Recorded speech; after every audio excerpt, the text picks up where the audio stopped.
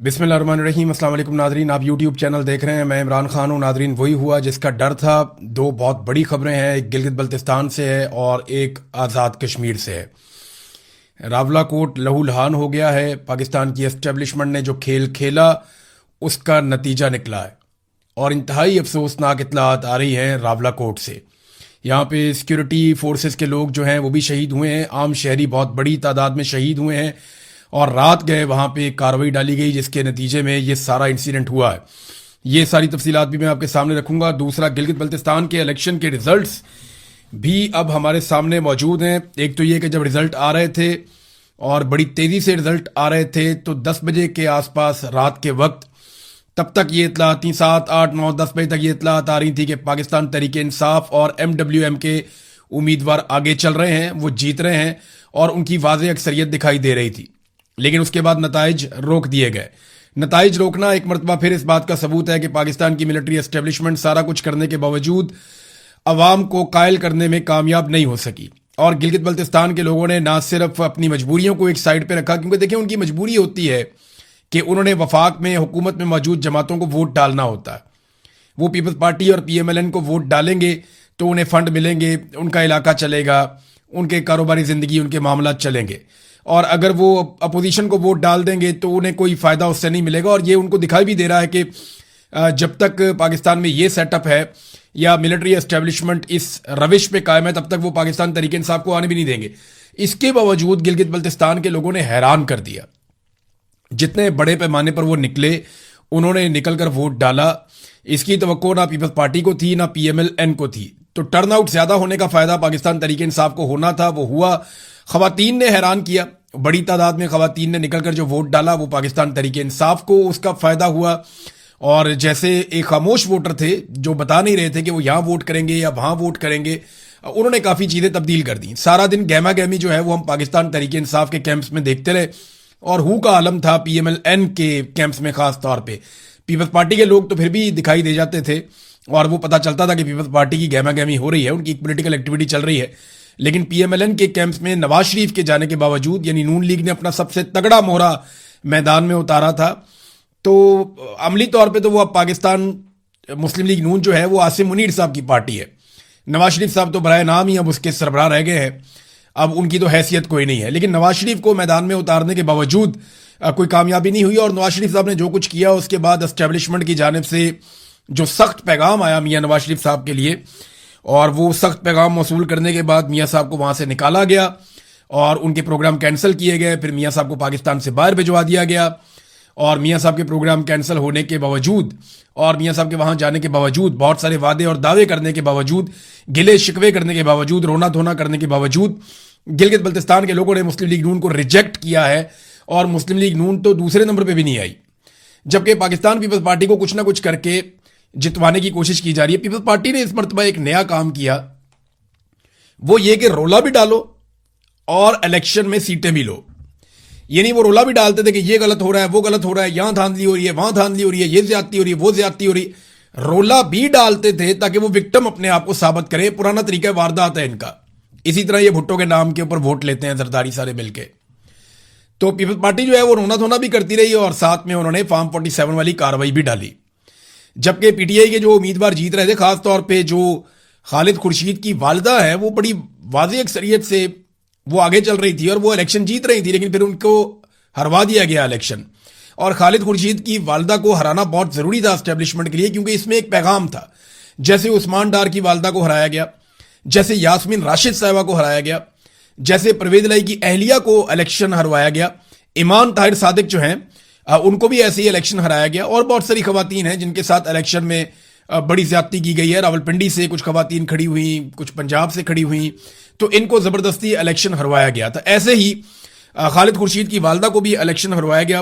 पाकिस्तान तहरीक इंसाफ ने, इमरान खान साहब ने जेल में रहते हुए भी वो कामयाबी हासिल की है कि एस्टेब्लिशमेंट के पसीने छुड़वा दिए। वो कि उन्होंने अपना टारगेट बंद कमरों में हासिल कर लेना होता है। मैदान में पाकिस्तान की एस्टेब्लिशमेंट को एक मरतबा फिर शिकस्त हुई है और पाकिस्तान के अवाम ने, गिलगित बल्तिस्तान के गयूर लोगों ने, इसके बावजूद कि उनका सिलसिला चलता ही नहीं है जब तक वो वफाक के साथ शामिल ना हो, इसके बावजूद उन्होंने ये कुर्बानी दी है और उनकी ये सोच है कि हमने वोट एस्टेब्लिशमेंट की मर्जी के खिलाफ देना है। तो ये बहुत बड़ी बात है। और अगर यहां पे 2 नंबरी ना की जाती तो पाकिस्तान तहरीक-ए-इंसाफ सबसे बड़ी जमात हो सकती थी इन इंतखाबात के नतीजे में। अच्छा, इसमें अब पाकिस्तान तहरीक-ए-इंसाफ के लोगों ने मुतालबा किया बैरिस्टर गौर से कि आप आए और विक्ट्री स्पीच दें, लेकिन बैरिस्टर गौर ने ऐसा नहीं किया। सलमान अकरम राजा साहब ने यह अनाउंस कर दिया था कि हमें भारी अक्सरियत मिल रही है और तमाम लोगों को मैं मुबारकबाद देता हूं, लेकिन विक्ट्री स्पीच पाकिस्तान तहरीक-ए-इंसाफ ने नहीं की। और अभी तक जब मैं ये वीलॉग रिकॉर्ड कर रहा हूं तो नताइज तब्दील करने का सिलसिला जारी है और मुझे ऐसा लगता है कि जब मुकम्मल रिजल्ट आएंगे तो सूरत हाल बदल गई होगी। पाकिस्तान पीपल्स पार्टी ने सादा अक्सरियत मांगी है कि हमें दी जाए और शायद उन्हें दे भी दी जाए, क्योंकि 3 चीज़ें उनसे दरकार है पाकिस्तान पीपल्स पार्टी से। नंबर 1, पाकिस्तान पीपल्स पार्टी से 28वीं तरमीम में मदद चाहिए पाकिस्तान की एस्टेब्लिशमेंट को। नंबर 2, ये बजट जो अभी आ रहा है इसमें मदद चाहिए, इसमें दिफाई बजट और बाकी चीज़ों में बहुत इजाफा भी करना है। और नंबर 3, कश्मीर के मामले के ऊपर जो इस वक्त बहुत बड़ा ब्लंडर एस्टेब्लिशमेंट से हो गया है उसमें पाकिस्तान पीपल्स पार्टी की अनकंडीशनल सपोर्ट चाहिए होगी। नून लीग का तो बट्टा ही बैठ गया, बिल्कुल ही बेड़ा गर्क हो गया। नवाज शरीफ साहब के आने के बावजूद नून लीग को कुछ फायदा नहीं हुआ। मीडिया नॉर्मली ट्रांसमिशंस किया करता था जीबी के इलेक्शंस के ऊपर, कश्मीर के इलेक्शंस के ऊपर, लेकिन वो भी चीज़ें हमें दिखाई नहीं दी। यानी मीडिया को भी दीवार के साथ लगाया गया, उनको इजाज़त नहीं थी कि आप खुलकर चीज़ों को रिपोर्ट करें या चीज़ों के बारे में बताएं। भारत कैदी नंबर 804 जिसकी मुलाकातें भी बंद हैं, जिसकी एक आंख भी हुकूमती ज़राए के मुताबिक ज़ाया कर दी गई है, जिसके साथ जुल्म और जबर का एक सिलसिला जारी है, उस कैदी नंबर 804 ने जेल की सुलाखों के पीछे से बैठकर एक मरतबा फिर पाकिस्तान के निज़ाम को, एस्टेब्लिशमेंट को शिकस्त दी है। लेकिन आपको पता है कि वो हार जाते हैं, लेकिन हार नहीं मानते। वो हार जाते हैं, बार बार हारते हैं, अवाम उन्हें बार बार शिकस्त देते हैं, लेकिन इसके बावजूद वो धांधली करके, बेईमानी करके, फ्रॉड करके किसी ना किसी तरह अपनी बका के लिए कोशिश करते रहते हैं। पीटीआई ने तो आज जश्न भी बहुत मनाया और पीएमएलएन और पीपल्स पार्टी की शक्लें देखने वाली थी। आज से चंद दिन पहले जिस तरह ये एक दूसरे को गालियां दे रहे थे, एक दूसरे को बुरा भला कह रहे थे, वो कह रहा था तू करप्ट है, वो कह रहा था तू करप्ट है, वो कह रहा था लाहौर बर्बाद हो गया, वो कह रहा था कराची बर्बाद हो गया, वो कह रहा था तुम लोगों ने ये खाया वो किया, तुमने बेनजीर इनकम सपोर्ट प्रोग्राम में करप्शन की, वो कह रहा था तुमने बिजली के कारखानों में करप्शन की, वो कह रहा था तुम्हारी हुकूमत जाली है, वो कह रहा था तुम फॉर्म 47 के ऊपर आए हो। एक दूसरे को बुरा भला कह रहे थे, लेकिन जैसे ही पोलिंग का वक्त खत्म हुआ तो ये सारे इकट्ठे होकर बैठ गए और इनकी शक्लों के ऊपर 12 बजे हुए थे। तस्वीर आप देखें, यानी इनकी शक्लें बता रही हैं कि इनके साथ क्या हुआ। उधर पाकिस्तान तहरीक इंसाफ के आप देखें प्रोग्राम, वो जश्न मना रहे हैं उसके बाद कि हमने इलेक्शन जीत लिया, अब रिजल्ट ये जो भी करें। अब देखना यह है कि गिलगित बल्तिस्तान के लोग और पाकिस्तान तहरीक इंसाफ की क़यादत इसके ऊपर किस तरह का रद्द-ए-अमल देती है। जिस तरह एक मरतबा फिर उनका इलेक्शन, चलो पूरा चोरी नहीं हुआ तो बहुत बड़े पैमाने पर उनका इलेक्शन चोरी हो गया है, देखते हैं वो इसके ऊपर किस किस्म का रद्द-ए-अमल देते हैं। नाज़रीन, अब चलते हैं आज़ाद कश्मीर की सूरत हाल पे, जो इंतहाई अफसोसनाक है और बहुत ही तशवीशनाक खबरें जो हैं वो आज़ाद कश्मीर से आ रही हैं। रावलाकोट ये एक ऐसा इलाका है जहां से बड़ी सख्त मुज़ामत होती है हमेशा, और यहां के लोग बड़े सख्त जान हैं, बड़े मजबूत लोग हैं और बड़े बहादुर लोग हैं। इनके बहुत सारे लोगों ने बड़ी बड़ी कुर्बानियां भी दी हैं पाकिस्तान के लिए और कश्मीर के लिए।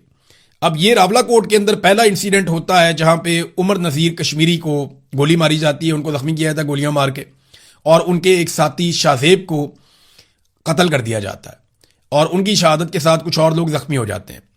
फिर नमाज जनाजा का एक मामला खड़ा होता है, लोग सीएमएच के बाहर एहतजाज कर रहे हैं और अचानक से चारों तरफ से सिक्योरिटी फोर्सेस ने घेरना शुरू कर दिया और उसके बाद लाइटें बंद कर दी गई। जिस तरह 26 नवंबर को लाइटें बंद हो गई थी डी चौक में, इसी तरह लाइटें बंद कर दी गई और फिर फायरिंग का सिलसिला शुरू होता है।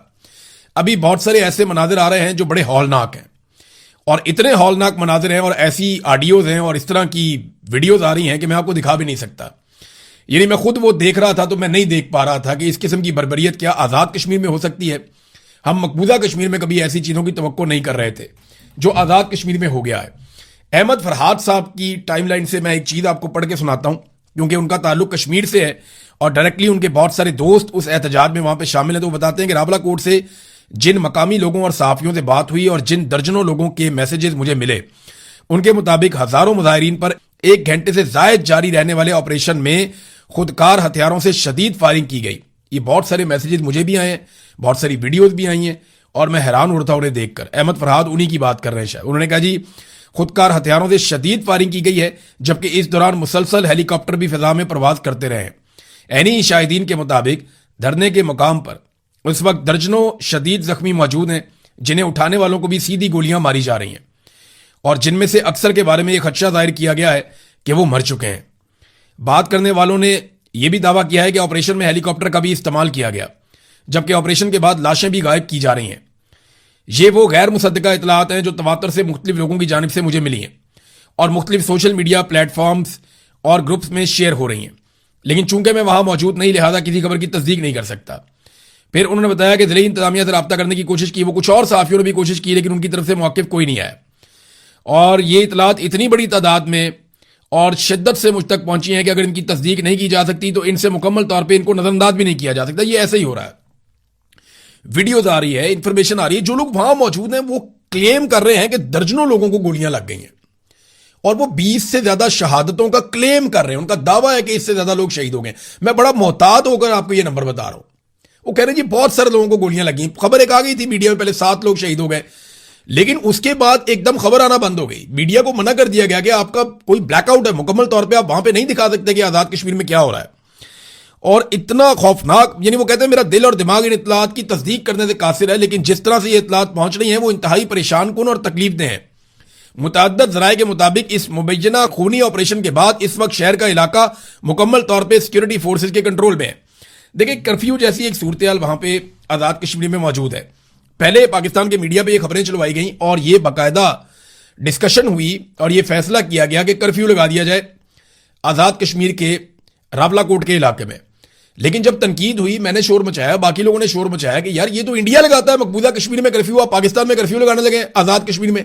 तो फौरी तौर पे जो कर्फ्यू वाली खबर है वो वापस ले ली गई। लेकिन अमली तौर पे वहां पे एक तरह से कर्फ्यू है, हर तरफ सिक्योरिटी फोर्सेज मौजूद है, बड़ी खौफनाक फायरिंग हुई है, लोगों को मुंतशिर किया गया है, बड़ी जबरदस्त शेलिंग हुई है और ये सारे मनाजिर रिपोर्ट हुए हैं। कश्मीरी सहाफी हैं काशिफ मीर साहब, वो जो है उन्होंने रिपोर्ट किया कि रावलाकोट शहर पर सिक्योरिटी फोर्सेज का मुकम्मल कंट्रोल। रात के वक्त ग्रैंड ऑपरेशन में 20 से जायद नई अमवात की गैर मुसद्दका इतलात उनके पास भी हैं। और वो ये कहते हैं कि सीएमएच के सामने जारी अवामी धरने के मुकाम पर रात गए सिक्योरिटी फोर्सेज की जानिब से बड़े पैमाने पर ऑपरेशन किया गया और ख्वाजा काशिफ मीर से कुछ ऐनी शाहिदीन ने गुफ्तगू की और उन्होंने बताया सिक्योरिटी फोर्सेज के ऑपरेशन के बाद शहर के तमाम अहम मकामात पर सिक्योरिटी फोर्सेज ने कंट्रोल हासिल कर लिया है। बहुत सारी नई अमवात हुई हैं और दर्जनों जख्मियों की इतलात सामने आ रही हैं। ताहम सरकारी सतह पर इन दावों की तस्दीक अभी तक नहीं हो सकी है, यानी सरकार उसकी तस्दीक नहीं कर रही। जबकि सरकार यह कह रही है कि 4 सिक्योरिटी एहलकार जो हैं वो जाँ बहक हुए हैं। अच्छा, इन 4 सिक्योरिटी एहलकारों में से एक जो सिक्योरिटी एहलकार हैं वो एक सब इंस्पेक्टर हैं जिनका ताल्लुक आज़ाद कश्मीर के तत्ता पानी के इलाके से है और इनका नाम है सरदार अनायत।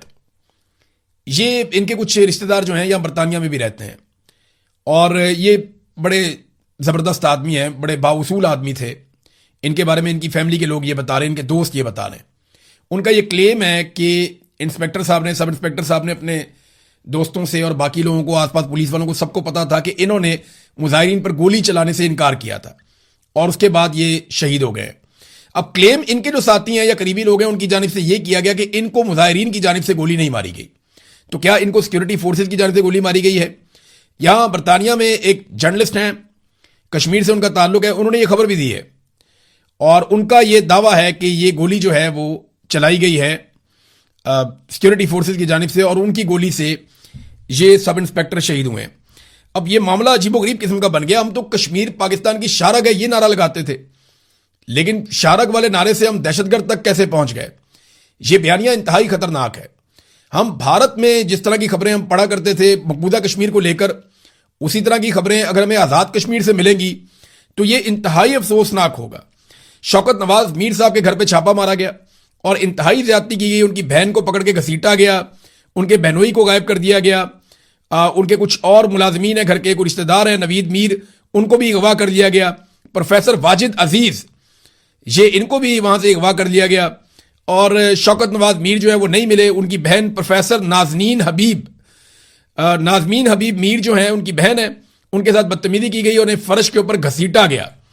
ये वाकयात बहुत अफसोसनाक है। शौकत नवाज मीर साहब का एक नामालूम मकाम से पैगाम भी आया है, वो पैगाम मैं आपके सामने रखता हूं कि वो क्या कह रहे हैं। बिस्मिल्लाहिर्रहमानिर्रहीम।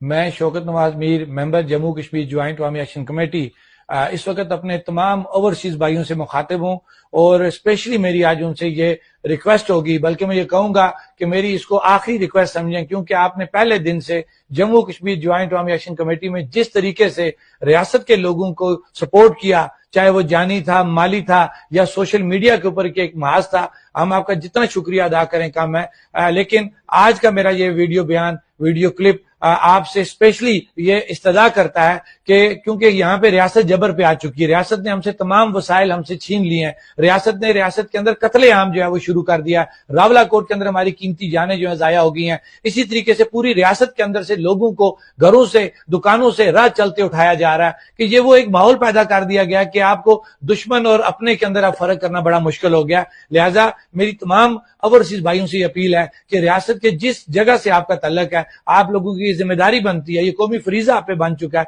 कि रियासत के लोग इस वक्त मजबूरी में है, परेशानी में है और वो बेबस हो चुके हैं। आप लोगों की जिम्मेदारी बनती है कि अपने मेरे इस मैसेज को सुनते हुए अपने अपने घरों के अंदर कॉल्स के जरिए उनसे राब्ता करें और उनको ये कहें कि 9 जून को मुकम्मल रियासत को लॉकडाउन करते हुए बाहर निकलें। और खास तौर पे अगर किसी इलाके के अंदर एडवांस वर्किंग स्टार्ट होगी, एडवांस लॉन्ग मार्च स्टार्ट हो गया, तो आप लोगों की जिम्मेदारी बनती है कि उन लोगों को ये कहें कि वो अपने कोर मेंबरान, अपने जिम्मेदारान से राब्ता करते हुए जो डेट उन्होंने फाइनल किया, अगर वो 9 जून से पहले की उन्होंने फाइनल किया तो वो उनको फॉलो करते हुए बाहर निकलें। क्योंकि अगर आज हम बाहर ना निकले तो हमें मार दिया जाएगा, खत्म कर दिया जाएगा, इस रियासत को खत्म कर दिया जाएगा, इस रियासत की शनाख्त को खत्म कर दिया जाएगा। बहैसियत कश्मीरी मेरी और आपकी जिम्मेदारी बनती है कि अपनी रियासत की खुशहाली को बहाल रखते हुए, रियासत की सालमियत को बहाल रखने के लिए हमें जुड़े रहना पड़ेगा। और मेरे इस मैसेज को आपकी जिम्मेदारी बनती है कि पूरी रियासत के अंदर बाहर से बैठ के आप लोग अपने घरों में कॉल्स करके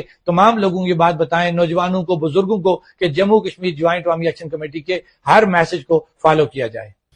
ये शौकत नवाज मीर साहब की आपने बात की, उन्होंने एक जुमला बोला कि रियासत की शनाख्त। अब देखिए, पाकिस्तान में एक नया मुतालबा शुरू हो गया है और यह मुतालबा वो लोग कर रहे हैं जो PMLN या मिलिट्री एस्टेब्लिशमेंट के करीब है। तो इसका मतलब यह है कि इसके ऊपर भी डिस्कशन हो रही है कहीं पे। मुतालबा यह किया जा रहा है कि आज़ाद कश्मीर को पाकिस्तान का हिस्सा करार दे दिया जाए। देखिए, मेरे ख्याल में यह अक़वाम मुत्तहिदा में और आलमी सतह पर अपने केस को तबाह करने की एक साजिश हो सकता है। आप ये कैसे कर सकते हैं? मकबूजा कश्मीर वाला आपका मुकदमा ही खत्म हो जाएगा अगर आपने आज़ाद कश्मीर को पाकिस्तान का हिस्सा डिक्लेयर कर दिया। आप तो ये कहते हैं कि कश्मीर का फैसला कश्मीरी करेंगे और इस्तिस्वाब राय के जरिए होगा, अक़वाम मुत्तहिदा की करारदाद के मुताबिक होगा। अगर आप ये कर देते हैं तो नरेंद्र मोदी की तो जीत हो जाएगी, भारत तो जीत जाएगा अपने मौक़िफ़ में कि जनाब हमारे पास जो कश्मीर है वो हमारे पास है, जो आपके पास है वो आपके पास है। और जनरल बाजवा दर्जनों सहाफ़ियों को ये ख्वाहिश का इजहार कर चुके हैं कि भूल जाओ कश्मीर को, अब जो हमारे पास है वो हमारे पास है, जो उनके पास है वो उनके पास है। जनरल बाजवा गोलमोल करके ये बात कई मरतबा कह चुके हैं और उसके बाद से अब तक हम देख रहे हैं कि वही पॉलिसी चल रही है। तो ये जो ख्वाहिश का इजहार किया जा रहा है, मेरे ख्याल में ये पागलपन है। ये कश्मीरियों की जो 70-80 साल की जिद्दोजहद है उसको तबाह करने की कोशिश है। ये कश्मीरियों का एक प्रॉब्लम आपको समझ नहीं आ रहा, वो हार नहीं मानते, वो लड़ते रहते हैं। इंडिया ने 10 लाख फौज दाखिल की हुई है मकबूजा कश्मीर में, वहां पे वो आज तक हार नहीं माने, आज भी वो लड़ते रहते हैं, टक्कर मारते रहते हैं, लड़ाई करते रहते हैं। तो यहां पे आपने एक नया महाज खोल लिया है। एक महाज आपने बंगालियों के साथ खोला, फिर बलोचों के साथ खोला, फिर मुहाजिरों के साथ खोला, फिर पश्तूनों के साथ खोला, कबायलियों के साथ खोला, अब एक महाज आपने आजाद कश्मीर में आके खोल दिया। और जो GB में आपने कर दिया, वहां का नौजवान भी आपसे नाराज हो जाएगा। तो पाकिस्तान में एक के बाद एक महाज खोला जाता है। गुज़िश्ता चंद सालों में जो कत्लेआम हुए हैं उनमें 9 मई 2023 को एक कत्लेआम हुआ पाकिस्तानियों का, एक कत्लेआम हुआ 2024 में 26 नवंबर को पाकिस्तानियों का, एक कत्लेआम आजाद कश्मीर में इससे पहले हो चुका है, एक कत्लेआम तहरीक लब्बैक के कारकुनों का बड़े पैमाने पर मुरीदके में हो गया था, और अब एक कत्लेआम दोबारा से रावला कोट में हो गया है जिसमें कहा जा रहा है कि लाशें छुपाई जा रही हैं। मालूमात देखें हमें तब मिलेंगी जब ज्वाइंट अवामी एक्शन कमेटी कोई मौक़िफ़ देगी और बताएगी कि कितने लोग शहीद हुए और कितने लोग जख्मी हुए। जब मकामी सतह से इंफॉर्मेशन आएगी तो फिर हम कुछ कह पाएंगे। जो ओवरसीज पाकिस्तानी है कश्मीरी, वो बहुत गमो गुस्से में है, वो राब्ता कर रहे हैं लगातार और वो एक दूसरे के साथ जुड़े हुए हैं। मुझे ऐसा लगता है कि पूरी दुनिया में जहां जहां कश्मीरी मौजूद हैं वो बड़े जोरदार तरीके से आवाज उठा भी रहे हैं और आगे उठाएंगे। तो पाकिस्तान की रियासत के लिए इससे बदनामी है, कोई फायदा नहीं है, नेक नामी नहीं है। हम कश्मीर पे अपना केस कमजोर कर रहे हैं। और देखें ये 12 नशिस्तें जो हैं मुहाजिरीन की, ये मामला क्या है? ये नशिस्तें को बुरी बात तो नहीं है, ये तो आपने सिंबॉलिकली दिया हुआ था और बड़ी अच्छी बात थी। लेकिन इन नशिस्तों को पाकिस्तान की एस्टेब्लिशमेंट ने जिस तरीके से हुकूमतें गिराने और बनाने के लिए इस्तेमाल किया, जिस तरह से अपनी कठपुतली सरकार बनाने के लिए हमेशा इन नशिस्तों को इस्तेमाल किया, इन नशिस्तों के गलत इस्तेमाल ने इनको खत्म करने का मुतालबा शुरू करवा दिया। अब वो कहते हैं इनको खत्म करो भाई, इनका हमेशा गलत इस्तेमाल किया जाता है।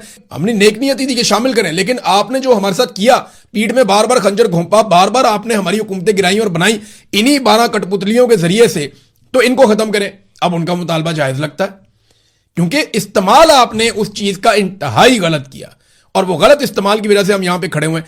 आपको मैं एक चीज दिखाता हूं, ये देखें जरा आप, ये डाटा देखें।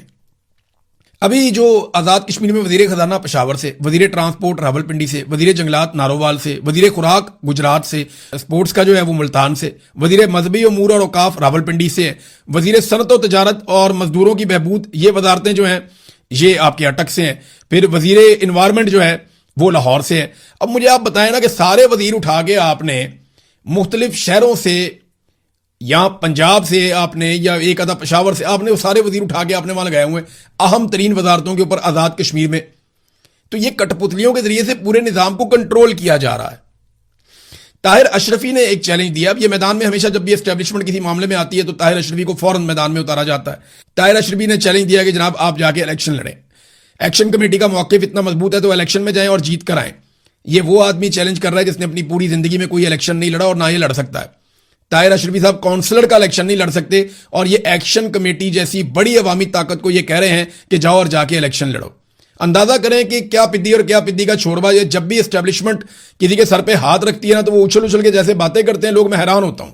अब नादरीन, ये इंतहाई अफसोसनाक खबरें और वाकयात हैं, इनकी तस्दीक जैसे जैसे होगी हम आपके साथ शेयर करेंगे, और आज दिन में बहुत सारी चीजें हमारे सामने आएंगी। शाम तक हमें वेट करना पड़ेगा। कुछ इंटरनेशनल फ्रंट पे बहुत बड़ी बड़ी खबरें हैं, लेकिन पाकिस्तान में जो हो रहा है, अब क्या कहा जाए।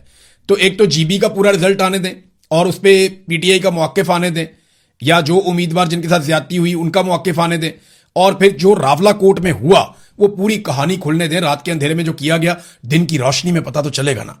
हम आपके सामने रखेंगे। अब तक के लिए इतने, अपना ख्याल रखिएगा, अपने इस चैनल का भी अल्लाह हाफ़िज़।